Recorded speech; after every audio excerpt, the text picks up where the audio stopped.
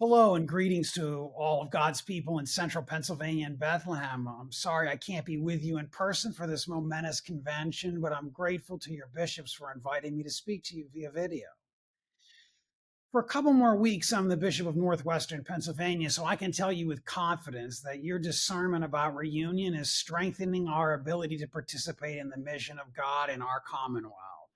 I'll admit to being pretty proud that we're Pennsylvanians and we're helping to lead the church in these kinds of innovative initiatives.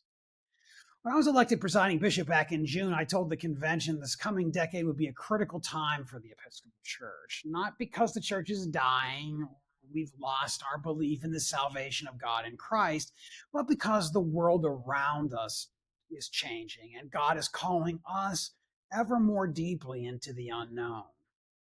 By considering reunion, you are answering that call, and your discernment and the leadership of your bishops, my friends and colleagues, Audrey and Kevin, are examples for the whole church. I was born and raised in Western Pennsylvania, so I am the last person to be surprised that our state is leading the way. The fact is, we've had to find ways to sustain our lives and livelihoods in the midst of institutional decline for years. We've witnessed the economic unraveling that has befallen many of our communities over the last 50 years, and we've been around to see many of the things we love jobs, neighborhoods, churches, and communities go away. These kinds of circumstances breed resilient people, people like us who know how to do more with less, who know how not to be distracted by the latest fad or trend. But it also comes with a certain amount of cultural resistance to change, a deep seated belief that things would be better if change just had not come. I get that. I was raised in the United Methodist Church in the overflowing Sunday school rooms of the 80s and 90s and the big boisterous youth groups of the late 80s. I understand our longing for those days and our hopes that they would have lasted forever. When I think about these kinds of longings for the past, I often think of the last chapter of Luke's gospel. In that passage, it's just a few hours after the women went to the tomb and found that the body of Jesus was not there. And we find two followers of Jesus getting out of Jerusalem just about as fast as they can go. Instead of staying to find out what's going on, to check out the story that Christ is risen, Cleopas and his companion are headed in the wrong way. Out of Jerusalem toward Emmaus, away from the disciples, away from the women who were the first ones at the empty tomb, the first ones to proclaim that Christ is risen.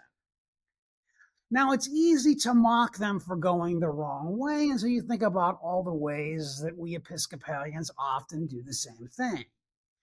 We find ourselves headed in the wrong way on the road to Emmaus when we can't hear the truth from people who we think really don't have any business delivering the truth to us.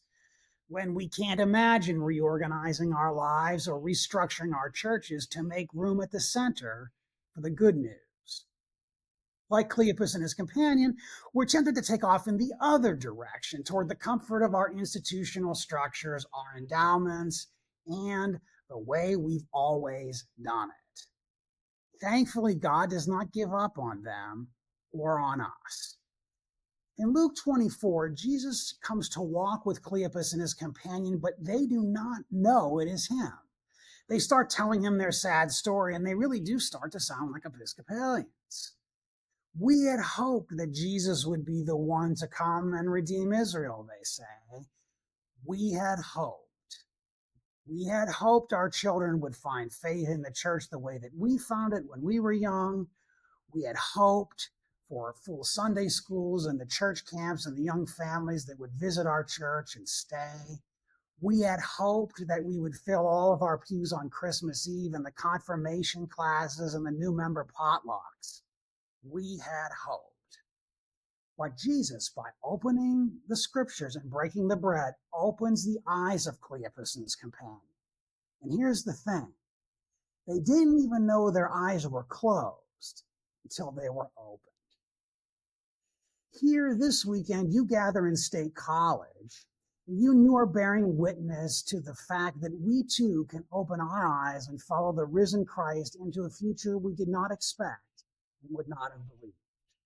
No matter which way you vote, your discernment has shown that we Episcopalians can be freed from the past and learn to listen more fully to the voices that God has chosen for us to bear witness.